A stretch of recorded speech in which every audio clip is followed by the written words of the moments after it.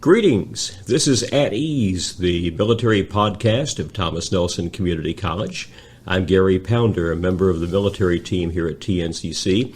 And on today's episode of the podcast, we're going to be talking about career opportunities, educational benefits, all the things that could potentially come your way as being a member of the Air Force Reserve. And here to discuss that with us is someone who's very expert in those matters, Master Sergeant Christine Butler. She is the Air Force Reserve recruiter in the Hampton office, a good friend of Thomas Nelson Community College, we might add. And so, Sergeant Butler, welcome to the podcast. Thank you, Mr. Gary. Oh, by the way, my new last name is Caldwell. Okay, we'll go with Master Sergeant Caldwell then. That's a good correction there. Before we get into the specifics of how you can join the reserve, career options, educational benefits, stuff like that, let's talk about your own military journey. I know you're originally from Georgia.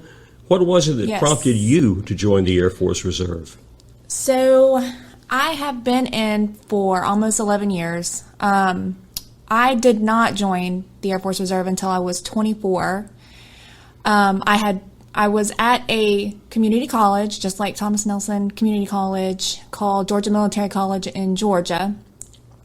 And I got my associate's degree in logistics management, and then I was just at that pivotal moment where I needed to decide what I was going to do next. I was looking for employment. I worked for a law firm, didn't have really good benefits, so I knew I needed something more. So I decided that after speaking to a couple of recruiters and a couple of other people that were in the Air Force Reserve, I figured out that Air Force Reserve was the best option for me. What do you think it was about the Air Force Reserve? You mentioned that you talked to a couple of different recruiters. What was it that made the Air Force Reserve stand out? What made that, in your opinion, the best option for you? Well, I was going between active duty Air Force and going reserve. In my situation, I was married. My husband at the time had a full-time job at Robins Air Force Base, and I also had a 3-year-old daughter. She's 14 now. So going active duty wasn't the best option because we weren't looking to move. So in order for me to still join and stay local, Air Force Reserve was the best option. So it offered both of those. Now, did you come from a military family, or was this something that was kind of a brand new experience for you? My dad was Air Force. My stepdad was Air Force Reserve. He was actually an Air Force Reserve recruiter. So that's how I found out some of the information. And I lived in a military town. Sure. I mean, Macon, Warner Robins, Georgia has a huge military population, large Air Force base down there. But again, even though you came from a military family, even though you had a recruiter in the family, so to speak, you obviously had some idea of what to expect. But, once you got to Lackland Air Force Base for training on a tech school, how did what you were expecting, how did that square with the reality that you found? At the training, at basic training? Well, luckily, the Air Force Reserve had a development training flight. So they prepared us for basic training. So we were required to go once a month. So it gave us a lot of insight on what to expect. We had airmen that had just completed basic training that would come and let us know, like, hey, this is each week what to expect when you're there. So luckily we didn't go there blindsided. It was now at basic training, I'll never forget it, when I stepped off the bus onto the basic Lackland Air Force Base basic training complex. I had remembered, what did I get myself into? And there was just no way to turn around. Yeah, a lot of us have had that experience playing the pick 'em up, put 'em down game and what have you. So mine came many, many years before yours, but been there, done that, and somewhere along the way lost the T-shirt. But after you finished basic training in tech school, what was the first job you had in the Air Force Reserve? I did. It's called personnel, so it correlates to human resources. My recruiter really set me up for success because originally I wanted to do something medical because I just thought that was the best thing to do. But they didn't have any medical positions open. So then he talked to me about personnel, and it was similar to what I did with the law firm and some other admin jobs I had. So it ended up working out. But human resources, so what I did as a reservist was anything we call it a squadron. So anything personnel needed, I was there to assist. Sure. Now, obviously, the Air Force has both the active duty side and then the reserve components, both the Air National Guard and the Air Force Reserve. And I think we should point out, there's been perhaps a misperception, probably dates back to the Vietnam era, that, it's the active duty folks that deploy. They're the ones that are always called. But in today's total force, the Air Force Reserve, Air National Guard, they're deploying right along with the active duty folks, and in some cases, for certain missions and certain units, they may deploy ahead of the active duty folks. Now, how many deployments and what places did you go during your time as a personnel specialist in the reserve? Well, I have not deployed, actually. Really? Surprisingly, the opportunity never came.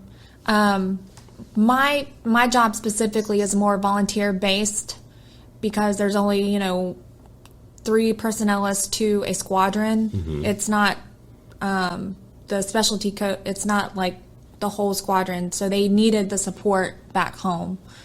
But I would assist all the deployers. They'd go downrange. They'd go to Iraq and other places. Can't mention, but they, I would just make sure they had everything they needed to go. Sure. Now, what kind of a squadron were you assigned to? My first one was a maintenance squadron. Okay. And then second, a logistics readiness squadron. Third was an aerial port squadron. And then I worked for headquarters Air Force Reserve Command. Okay. And then when did you make the transition? What prompted you to make the transition into recruiting duty? Well, they were recruiting recruiters. So I worked with our recruiting command, and they asked me if I wanted to be a recruiter. And I said, why not? Because the Air Force Reserve has done a lot of great things for me. So it would be awesome to help other people understand, what it is that they would be signing up for. Now, in your office here in Hampton, what type of geographical area are you responsible for in terms of recruiting? I am responsible for all of Upper Hampton Road. So I go as far as just a little bit underneath Richmond, over the bridge and tunnel. So Hampton and area before Richmond. So like New Kent area. Now, are you recruiting for specific jobs with Air Force Reserve units here, let's say in the local area, or are you recruiting for the entire Air Force Reserve? So we are location specific. I fill for positions at Langley Air Force Base, Dover Air Force Base, Delaware, and Andrews Air Force Base in Maryland. So with those units at those geographic locations, what are some of the career fields, jobs that you're typically recruiting for and that are typically open in those Air Force Reserve units? So here at Langley, we are part of ACC. So we fill for intelligence type positions, cyber type positions. We have a very small aerial port, which is like we call it a PAX terminal. It's like an airport. And then at Andrews, we have maintenance. We have our airplanes there, so we need people to work on our airplanes. We need people to defend the base, so we call that security forces. And we have a medical squadron there. Flying, they actually fly, so flying, we call them flying med techs. Mm-hmm. And then the same at Dover. We have a whole wing there and need people to work on our airplanes and support that. So, so there's a lot that we need. We're still always looking, depending on what the person, I like to see what the person is interested in. depending on what their future goals are. So it's just a whole, seeing what would be the best fit for that individual. Now, we know that the military uses various tools to help people, find what could be the ideal job for them when they go ahead and sign up. And the Air Force Reserve, no exception. I remember, way back in high school and then later on when I joined the Air Force, taking something called the Asvab. Can you explain a little bit about what the Asvab is and how the Asvab, you might say, affects or influences the job selection process? Yes, so the Asvab, it is a test for military entry. So the Asvab is for all branches. So when a person takes the test, they can see what they qualify for each branch. It's not just Air Force specific. It is based off of arithmetic reasoning, math knowledge, word knowledge, paragraph comprehension. So when somebody takes a test and we see what their scores are for the Air Force, then we can plug in to see, what job they actually qualify for, because each job has a requirement along with other things. Physical examination, which Sure. we'll probably talk about later on. And obviously, the ASVAB is like any other exam. Generally, the better you do overall and in certain categories, that opens up more job options Exactly. for somebody joining up. So for the positions, the jobs, the career fields you're recruiting for, typically what kind of ASVAB scores are you looking for? So something like intelligence, typically the person has to have at least a 60 or higher on the ASVAB. And then it's broken down into 4 sections. So mechanical, admin, general, electrical. And then, so we look at the requirement, and the average score is a 60 or higher. Mm-hmm. What about the other career fields, for example, cyber, aerial port, aircraft maintenance, security forces? What kind of ASVAB scores are they required for those positions? For anything mechanical, you need at least a 50 or higher. Mm-hmm. Well, let me take a 47 or higher. It just depends on the position.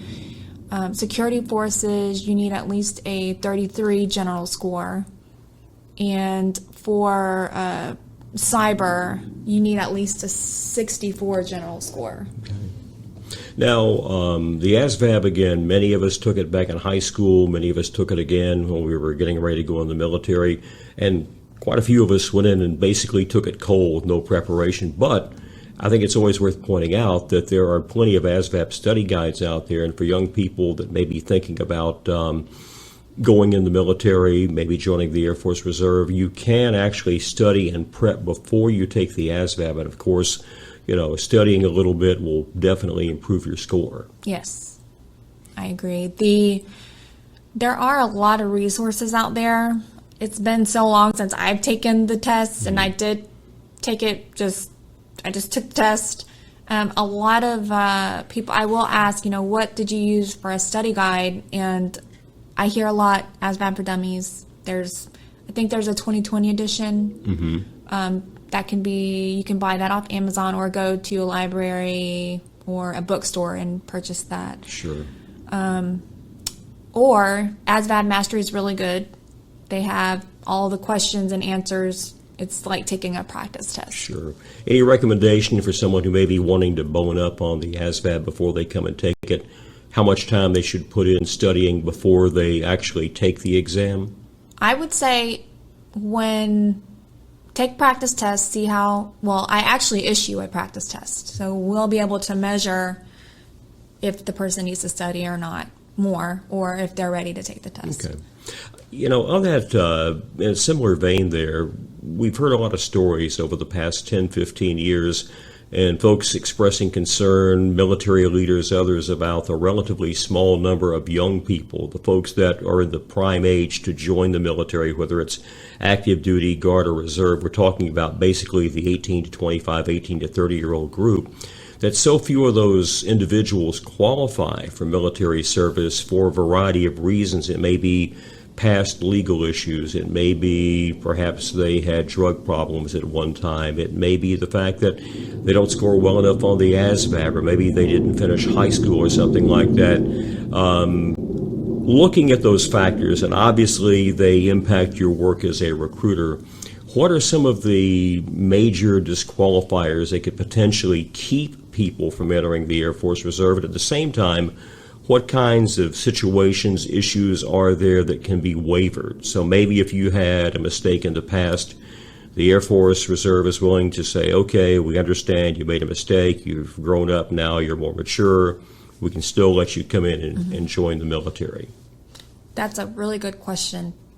And the main things that I've seen as disqualifying factors, well, let me take that back. The permanent disqualifiers I see often is because as a recruiter, we call it pre-screen a person and make sure they're pre-eligible. So if someone tells me that they have asthma, so they need an inhaler, they're disqualified. If they're currently taking a certain type of medication, could be disqualifying. Surprisingly, anxiety and depression. So I'll ask, how long ago did you take medication, etc. So that could be disqualifying. What else? There's so many. And I would say, the medication, asthma. Some of the things are waiverable, though. Mm-hmm. So that's why it's kind of hard. Those are just the main things that I know are permanently disqualifying. Sure. Now, what about some of those that can be wavered? We've all seen stories. In fact, I saw one on the Air Force website, a recruit that wanted to join the Air Force, I think on the active duty side. Young man weighed 280 pounds or something like that. He was way over his weight limit, and the recruiter said, if you can lose the weight, we'll put you in. So he put himself on an exercise and diet program, and over the next year lost well over 100 pounds. Do you see obesity, which is such a problem in our society? Is that an issue you have with folks that, show up at your office wanting to join the Air Force Reserve? I have seen that. And we do have a new height and weight, and we now consider body fat. So if you're under the age of 29, female, it's 24%, males, 20%. Sure. And we see, in a similar light, so many young people that have, you might say, run-ins with the law, legal issues in the past. What types of situations would be those that would permanently disqualify someone for military service? What are some of those that can be waiverable? So we've got category 1s through 4. So depending on what the charge was, we'll look at our cheat sheet to see what it falls under. So if it's a category 3 or 4, more oftentimes it's going to be disqualifying. Something major like a felony or misdemeanor, a felony would be disqualifying. Sure.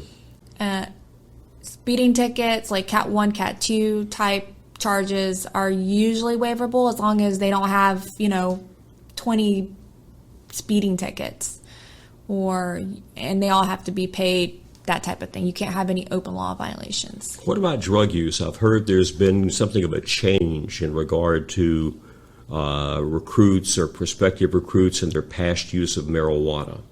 That's fine. As long as you say, you disclose, I've smoked marijuana, you could smoke it 10 times, I've seen 50 times. Some people are really honest, and as long as you disclose that information and put it on the drug and alcohol abuse form, then that's fine. There's a statement of where you have to agree that you will no longer smoke marijuana. I was going to say, once you join the military, it becomes a zero tolerance policy. Okay, let's take, someone who's out there right now, maybe looking for the opportunity to serve, maybe serve on a part-time basis in the Air Force Reserve. What kind of advice, generally speaking, would you give to a young person out there who would like to join the Air Force Reserve beyond contacting you and coming to your office?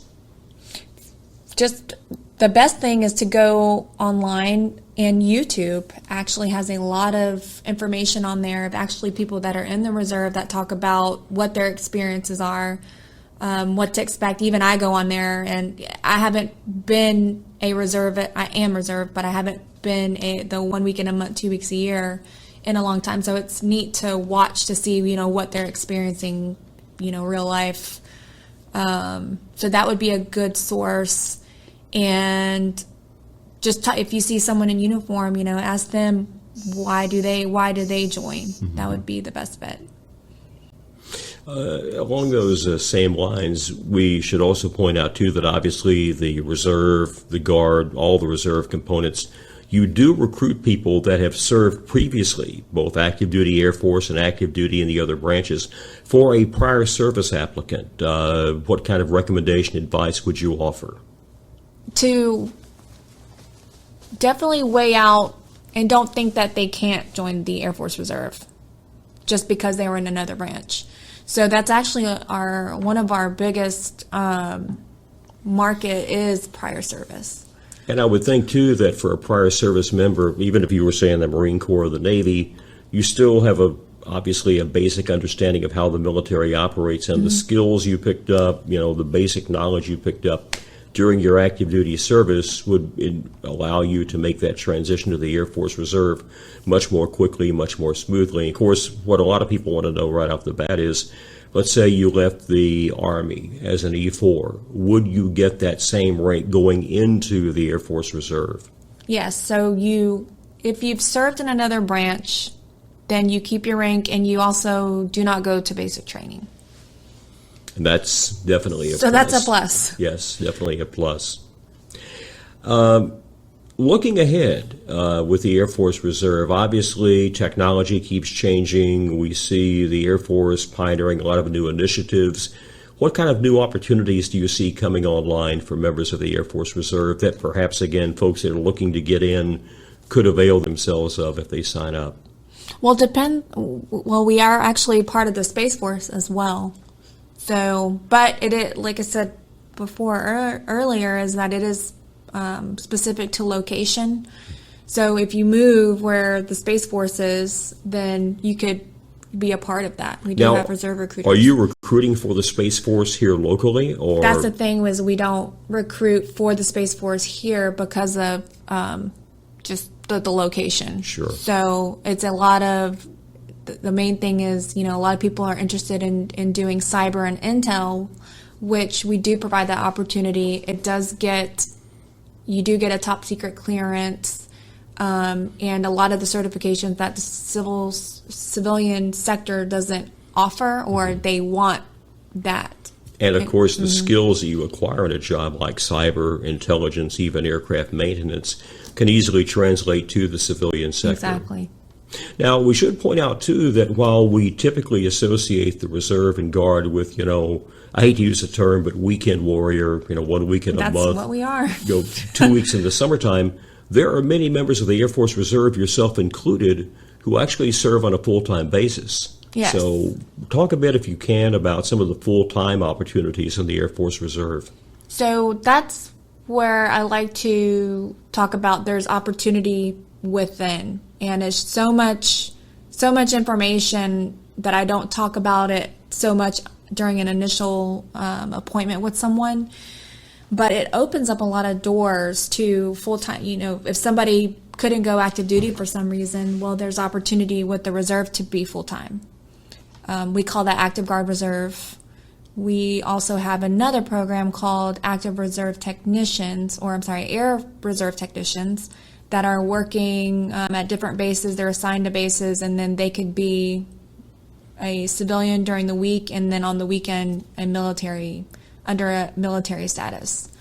Let's talk about some of the benefits that folks can earn in the Air Force Reserve. Obviously, you're going to get paid, but we should also point out, too, that reservists, like folks on active duty, have very good educational benefits. Yes. That's the reason why a lot of people join, is for the education benefits. We know the active duty folks, for example, have tuition assistance that pays up to, with the Air Force right now, it's been reduced to $3,750 a year toward paying for college classes. Mm-hmm. What kind of TA benefits can you earn in the Air Force Reserve? It's the same as the active duty, so it's $250 per credit hour. And then we also have the reserve GI Bill that you could use, reservists can use if you go full-time. It's around $379 a month. Or you can accrue time where you we call it active duty time, where you can get a GI Bill just like active duty. Sure. And I think we should also point out, too, that along with the great educational benefits, folks may be happy when they join a particular unit with that mission, see the ability to move up within the organization, but there's also the option, if I'm not mistaken, to transfer to other units. Yes. If there's an opening, if they have the skill you're looking for. So if you think you're hitting a glass ceiling, say at Langley as a cyber reservist, then you could perhaps move to another reserve position in the cyber field and be able to, continue your advancement. Yes, that's the beauty of the Air Force Reserve is you're not just stuck to one place.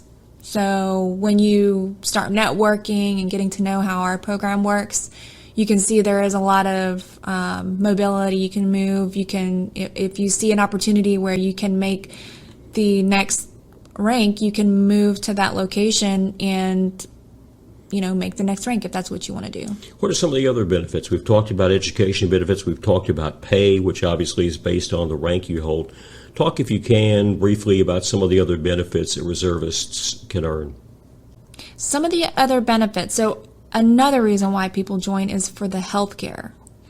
It's very, very, well, in my opinion, based off of what I've seen with civilian employers, is that it's a lot cheaper.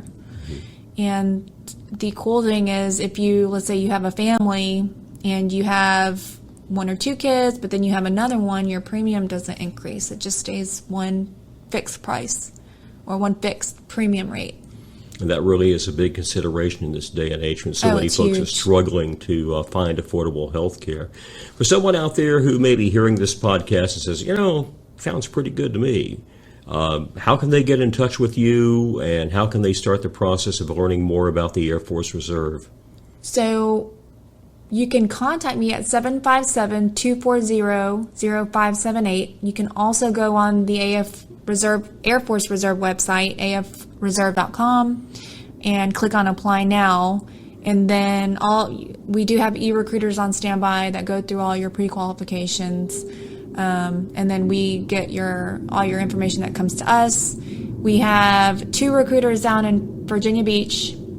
We have 1 in Richmond. So we have them all over to tailor to, depending on where you live. And my last question is going to kind of focus on you personally. I should point out you've made Master Sergeant in just over 11 years. Yes. And in my Air Force days, we called people that, rise that quickly fast burners. So you're definitely a fast burner. What do you see ahead for yourself in your Air Force Reserve career? Where would you like to be 5 years and maybe even 10 years down the road?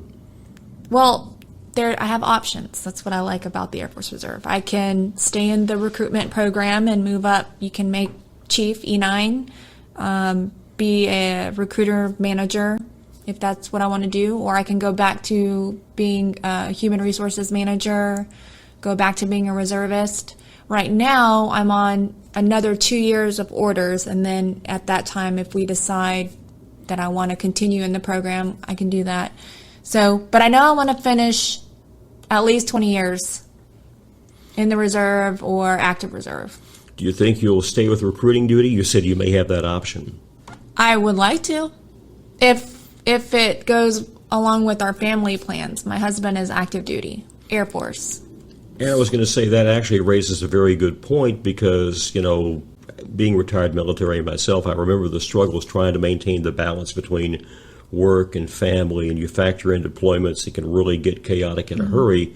I would think, obviously, from a reserve standpoint, especially if you're a traditional reservist serving part-time, it may be slightly easier to maintain that work-family balance, although, again, many reservists are subject to the same kind of deployment schedule that the active duty folks face. But, you potentially in a reserve role may have that ability to find it easier to maintain that work and family balance. Yes, so that's the that's the reason why, if at that 2-year mark, if my husband decides to separate from active duty, then he's looking into going into the reserve or the Air National Guard, depending on what works best for his job that he's in right now. Sure, and we should point out too, and I meant to bring this up earlier, in many situations now, we see this out here at Langley Air Force Base with the Virginia National Guard, many reserve and guard units now are fully activated into units with their active duty counterparts. So, for example, at Langley, you have F-22s being flown by Air National Guard pilots, being maintained by National Guard technicians. When the squadron deploys, it'll actually be a mix of active duty and guard personnel. And the same thing on the reserve side. You mentioned Dover Air Force Base. I think the airlift wing at Dover, you have both a reserve wing up there, then you have the active duty side. Again, crews, support personnel, maintenance, security forces. It's just, it's a seamless blend of both active duty and reserve personnel. Yes, so that's why we have evolved to Total Force, is because we're all working with each other. If somebody, depending on their situation, if they are a better fit for the Air National Guard, then I'll recommend the Air National Guard, and vice versa. We all, even with the active duty recruiters, we go to lunch, once a month, because we talk and we get to see, based off their applicants, maybe you can talk to Master Sergeant Caldwell. Maybe this would be a better fit for you. Sure. Once again, remind our listeners how they can contact you and learn more about the Air Force Reserve. Yes. So again, my phone number is 757-240-0578. And my office is in the Peninsula Town Center at the Claiborne building, which is right between Five Guys and Chipotle. And the best way is the Air Force Reserve website by clicking on Apply Now. That is Master Sergeant Christine Caldwell, the Air Force Reserve recruiter here in Campton. Thank you so much for joining us on today's edition of At Ease, the Thomas Nelson Military Podcast. I'm Gary Pounder. Thanks for listening.